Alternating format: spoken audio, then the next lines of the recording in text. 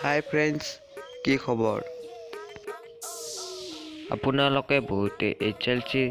exam দিছে আৰু কোন তাৰিখে hslc এক্সামৰ ৰিজাল্ট দিব গম পাইছে নিশ্চয় 15 তাৰিখে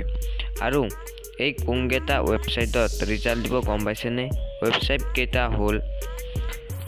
sebaonline.in examnik.in www.examresult.net www.assamonline.in assamjobportal.in আৰু assamresult.in আৰু যদি ভিডিওটো চাই ভাল লাগে তেতিয়াহ'লে বন্ধুসকল লাইক কৰি দিব এটা আৰু এতিয়ালৈকে যদি মোৰ চেনেলটো সাবস্ক্ৰাইব কৰা নাই সাবস্ক্ৰাইব কৰি ল'ব